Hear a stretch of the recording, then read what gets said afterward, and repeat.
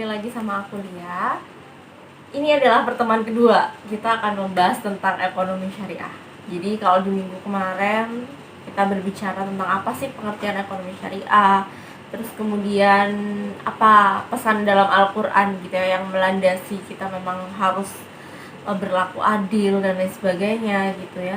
Dan kemudian akhirnya kita juga mengenal berarti apa sih karakteristik ekonomi syariah, bagaimana sih kita harus berekonomi secara syariah itu sebenarnya prinsip dasarnya apa gitu, sehingga kita sudah punya logika berpikir ya. Kalau kita mau flashback sedikit kemarin di pembahasan sebelumnya, bahwa yang pertama memang Islam itu berlaku kafah gitu ya, segala tatanan kehidupan manusia diatur dalam Islam. Dalam hal ini dalam hal akidah gitu ya, seperti menunaikan ibadah haji, sholat, puasa, zakat gitu ya. Itu adalah hubungan kita dengan Allah. Itu diatur dalam Al-Quran tata caranya.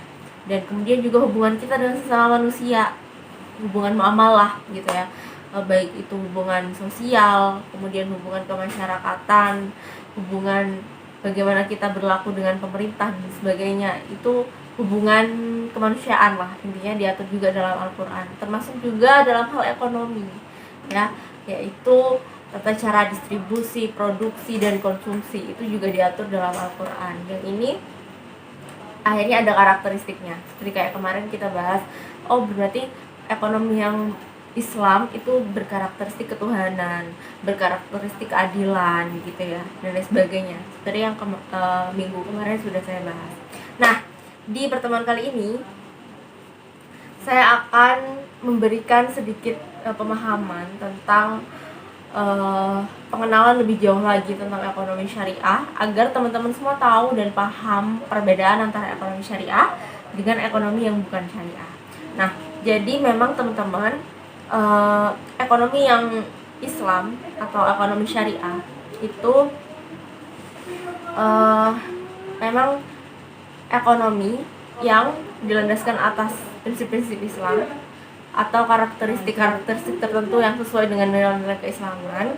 Yang ini Islam itu juga menentukan adanya larangan yang tidak sesuai dengan yang tidak sesuai dengan nilai-nilai keislaman itu yang seperti apa.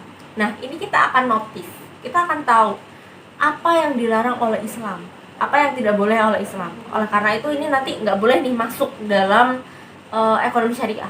Jadi ibarat ini ekonomi syariah gitu ya, ini yang boleh, ini yang tidak boleh. Nah, kita akan belajar minggu ini tentang apa yang ini tidak boleh ini. Jadi ketika nanti ada case tertentu gitu ya, ketika nanti kita ketemu dengan masalah-masalah tertentu, nah ketika masalah-masalah itu kemudian ada karakteristik dari sisi yang tidak boleh ini, nah kita nanti akan bisa mengidentifikasi, oh berarti ini bukan termasuk ekonomi syariah karena ini melanggar prinsip ekonomi syariah. Nah, kita akan belajar ini. Jadi apa saja sih yang dilarang oleh Islam, yang ini kemudian membedakan antara ekonomi syariah dengan ekonomi yang bukan syariah. Nah, yang pertama adalah karakteristik ketidakbolehan.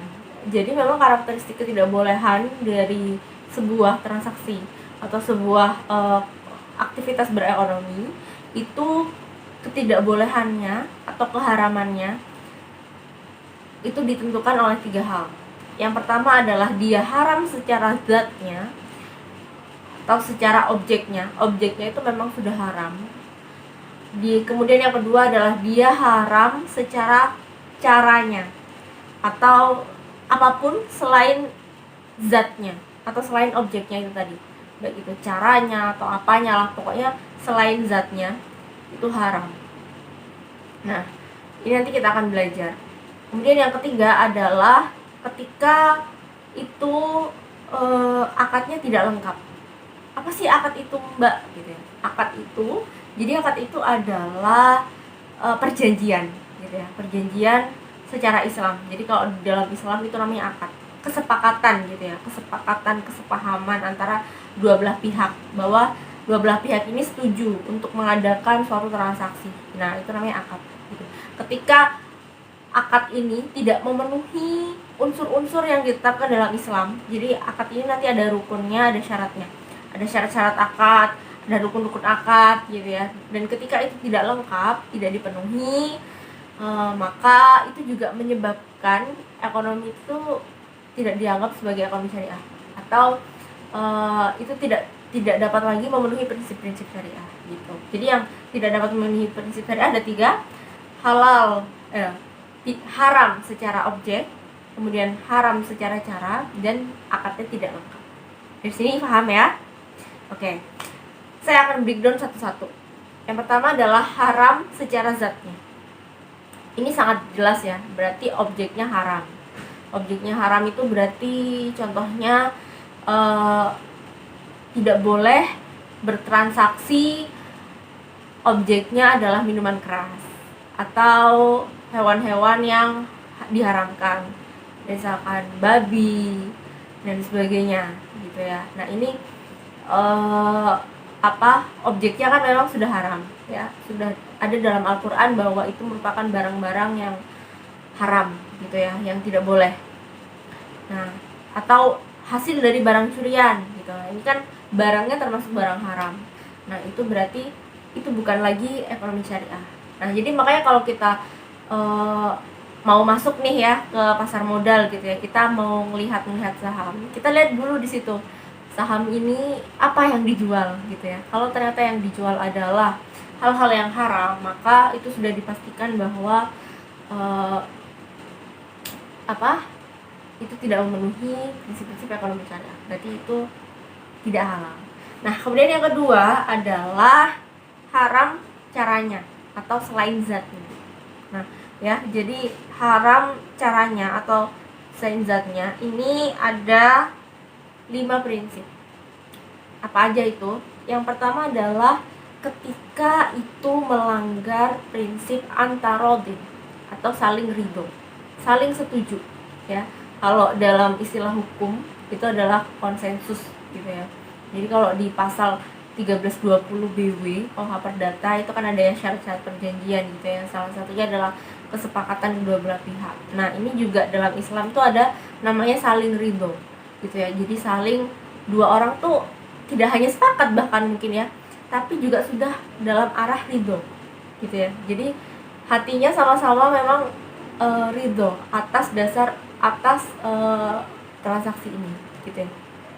Jadi ketika itu memang transaksinya mendatangkan keridhoan antara kedua belah pihak yang bertransaksi, maka itu dianggap syariah. Tapi ketika tidak, maka itu bisa dipertanyakan ke syariahannya. Nah, contohnya yang berarti yang tidak menimbulkan keridhoan antara keduanya apa? Yang pertama, di situ ada unsur tadlis atau penipuan gitu ya. Jadi misalnya dari segi kualitas barang atau kuantitas barangnya atau harganya itu tidak sesuai ya, maka itu di situ ada penipuan di situ. Nah, ini makanya tidak syariah. Hati-hati teman-teman ya, apalagi kalau teman-teman jual online gitu ya, jangan sampai itu tidak real picture. Kan banyak nih ya kayaknya kalau kita beli sesuatu di online gitu ya, ternyata barang yang ada sangat jauh berbeda dari fotonya. Nah, itu sangat disayangkan gitu ya. Itu di situ berarti ada unsur penipuan atau tadlis gitu ya. Nah, terus kemudian yang kedua adalah melanggar prinsip tidak menzalimi. Melanggar prinsip saling mendolimi satu sama lain. Contohnya gini, dalam kita bertransaksi, ya tidak boleh saling mendolimi gitu ya, satu sama lain. Nah, contohnya kalau dalam transaksi itu apa? Yaitu ketika seseorang itu dalam bertransaksi terdapat adanya konsep yang disebut dengan taghyir atau gharar. Gharar itu adalah ketidakjelasan. Nah, jadi bedanya apa antara gharar dengan tadlis? Antara ketidakjelasan dengan penipuan. Jadi kalau penipuan itu memang kita sudah tahu ya, yang mana yang bertransaksi ini memang orangnya yang jual itu sudah tahu kalau dia akan menipu gitu ya.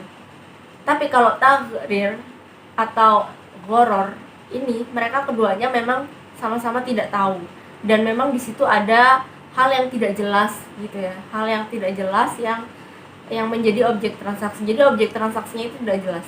Contohnya seperti apa? Contohnya seseorang menjual sebuah objek jualnya ini adalah buah gitu ya, tapi buahnya masih di pohon. Nah jadi seseorang menjual nih, kayak misalnya saya menjual ke orang gitu ya, ini saya jual mangga saya di satu pohon itu, saya hargai 1 juta, karena itu kira-kira kayaknya yang ada di pohon itu sekitar 5 kilo deh gitu. Kok 5 kilo? 50 kilo gitu maksudnya ya, contohnya. Nah tapi kan kita tidak tahu itu apakah benar 50 kilo atau bahkan justru ketika nanti itu sudah dipanen ternyata lebih sedikit gitu. Nah itu kan akan merugikan si pembeli gitu. Nah itu tidak boleh. Atau yang kedua, menjual anak hewan gitu ya yang masih dalam kandungan. Nah ini juga tidak boleh, karena kita tidak tahu bagaimana kemudian nanti kondisi kandungan dari si hewan ini, apakah dia akan lahir cacat atau bahkan dia mati keguguran gitu ya, sedangkan kita sudah melakukan pembayaran untuk membeli itu gitu. Nah itu tidak boleh. Atau juga banyak ya contoh-contoh yang lain yang intinya di situ ada unsur ketidakjelasan dalam objek transaksi, maka itu tidak boleh. Oke, nanti ya teman-teman. Terus kemudian yang ketiga adalah adanya konsep ihtikar atau penimbunan. Jadi misalkan nih, kayaknya bulan depan harga cabai bakal mahal. Jadi sekarang ketika harga cabainya murah, ini ditimbun sebanyak-banyaknya gitu ya. Bagaimana biar cabai ini langka, jadi ditimbun. Nanti di bulan tertentu, misalkan kayak di bulan lebaran gitu ya, orang lagi cari cabai, atau di bulan puasa, nah ini dijual dengan harga yang sangat mahal, jauh di atas pasar. Nah ini tidak boleh, itu namanya menimbun. Nah kemudian yang keempat adalah bai'un najasi, membuat rekayasa dalam hal penawaran dan permintaan. Nah ini sering terjadi di bursa efek ya, di saham ya. Jadi kayak seolah-olah permintaannya dinaikkan gitu ya, kemudian jika itu sudah sepertinya permintaannya naik gitu ya, kemudian dijual sahamnya. Nah itu sesuatu yang rekayasa kayak gini itu juga tidak boleh dalam Islam. Nah, kemudian yang terakhir adalah riba. Nah ini teman-teman yang sangat sering teman-teman dengar ya, memang ekonomi syariah itu tidak boleh ada namanya riba. Tapi riba bukan satu-satunya yang menjadi karakteristik itu bukan ekonomi syariah. Ya, jadi kalau teman-teman sudah lihat video ini, maka teman-teman tahu kan, tidak hanya ekonomi syariah dan bukan syariah itu tidak hanya perbedaannya tentang riba saja, tapi juga tadi ada tadlis, ada tagrir dan lain sebagainya gitu ya, yang sudah saya sebutkan tadi. Nah, contohnya gimana sih riba gitu ya? Contohnya adalah ketika harga itu tidak sesuai dengan kualitas atau kuantitas dan sebagainya. Contoh kayak misalkan kita beli beras, ternyata timbangannya dikurangi ya, jadi yang kita bayar sekilo ternyata beras yang kita dapatkan itu hanya 9 on. Nah ini banyak ya terjadi di pasar ya, kalau kita lihat pasar-pasar tradisional itu masih kayak gitu, jadi mengurangi timbangannya itu termasuk riba. Atau juga adanya bunga dalam bank gitu ya, jadi ketika terjadi penundaan pembayaran, kemudian ada kenaikan bunga gitu ya, yang memang di situ bersifat